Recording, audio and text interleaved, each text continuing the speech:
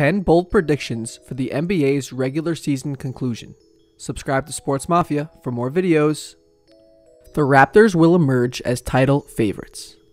This is a Raptors team that finished tied for third with the Clippers in net rating despite a raft of injuries that kept the likely playoff rotation at least a player or two short of full strength all year. Kyle Lowry missed a dozen games, Fred VanVleet sat out 16, and Pascal Siakam was sidelined for 11. Marc Gasol, Serge Ibaka, and Norman Powell also missed plenty of games.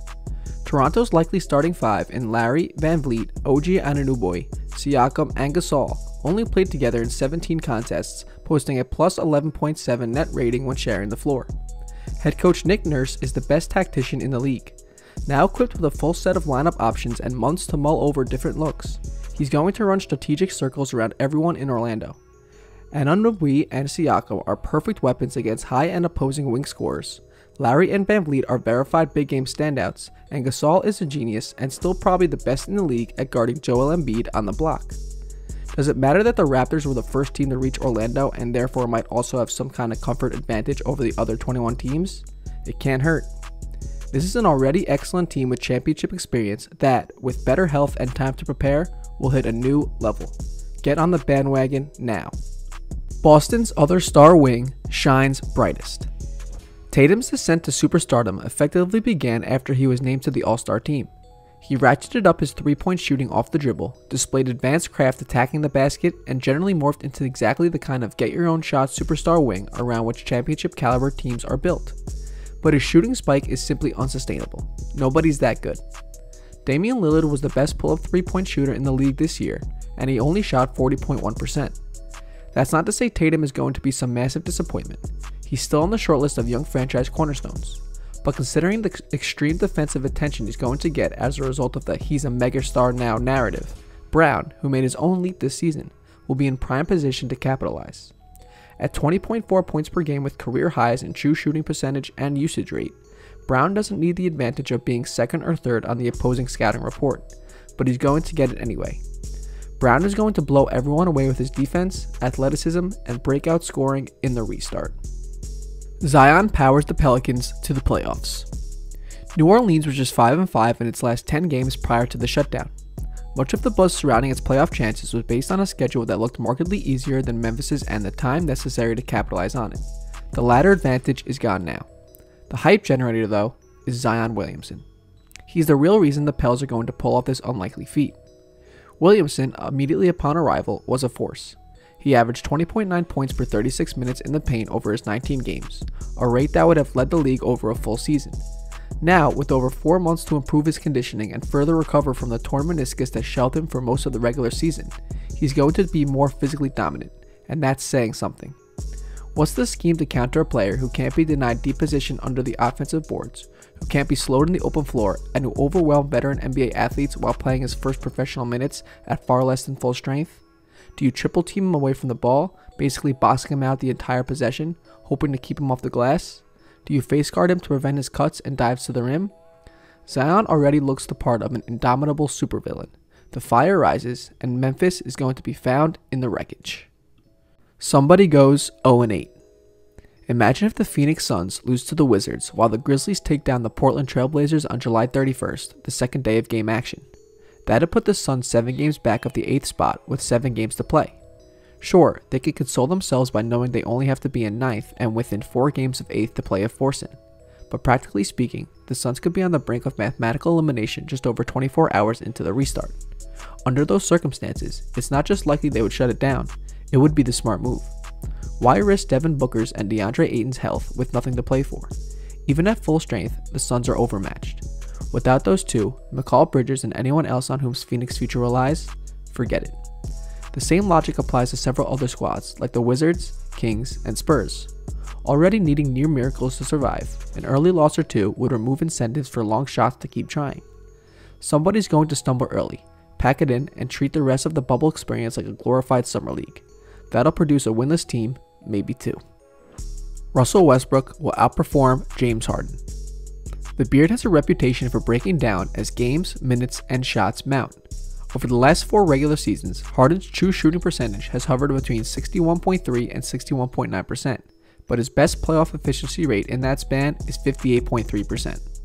There are several explanations, but fatigue has obviously been a key factor.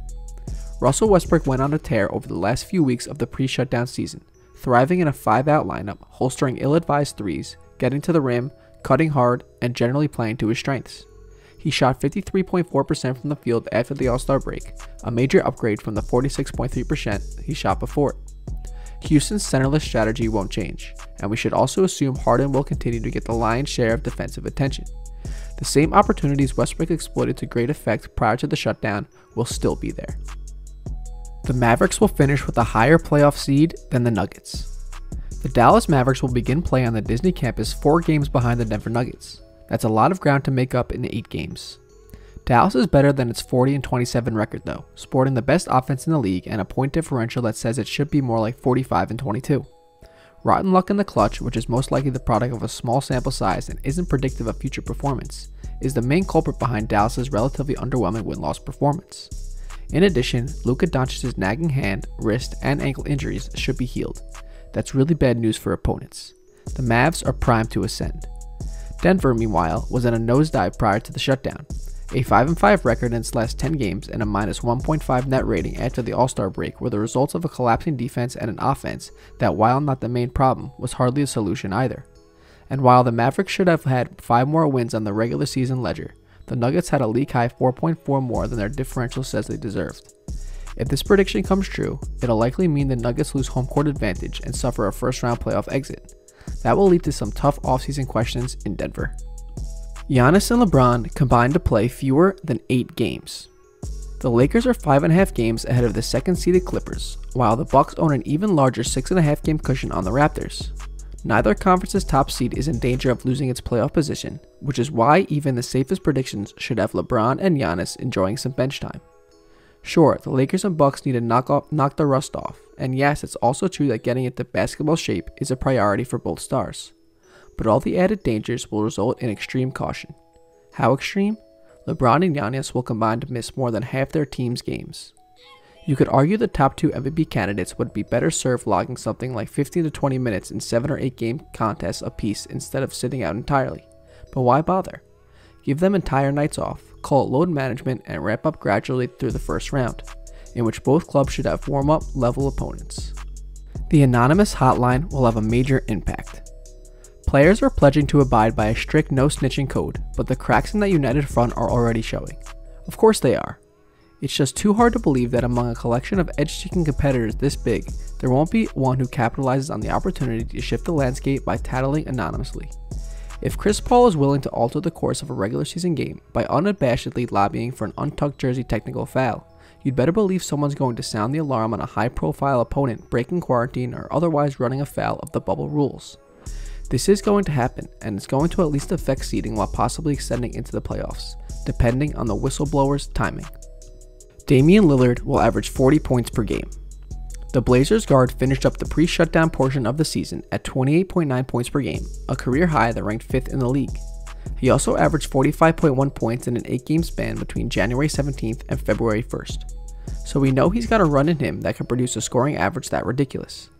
This is still bold because Jerry West is the only player to average over 40 points per game in a single playoff run that included at least 8 contests, which is a decent way to frame how unlikely Dame's feat would be. De'Aaron Fox's sprained left ankle and Zion Williamson's uncertain return date should have Lillard's Blazers licking their chops, and you'd have to favor the veteran-led Portland squad over a very green Memphis team in a play-in scenario. More than that, Dame has laid down the mandate that the Blazers aren't at Disney to mess around, and nobody leads by example quite like he does. The Sixers don't improve their playoff seed. There's something off about the Sixers. You don't go 29-2 at home and 10-24 on the road without some larger underlying issue affecting consistency. The Simmons-Embiid fit won't be any less clunky than it was 4 months ago. Al Horford is still searching for his form, and if Milton was the cure-all, don't you think head coach Brett Brown would have figured that out a long time ago? The lineup tweak feels more like desperation than anything else. Milton may yet be a fine player, and it's clear the Sixers need someone to play the role he's purportedly excelling at in practice. But that's just it. Milton and the Sixers look great in practice. When games start, all the same problems will be there. Only now, Philly won't have whatever magic there was in Wells Fargo Center to paper over them. That's it for today's Sports Mafia video. Thank you for watching. If you like this video and want to see more Sports Mafia content, click the circle subscribe button so you never miss a single video. Hope you enjoyed!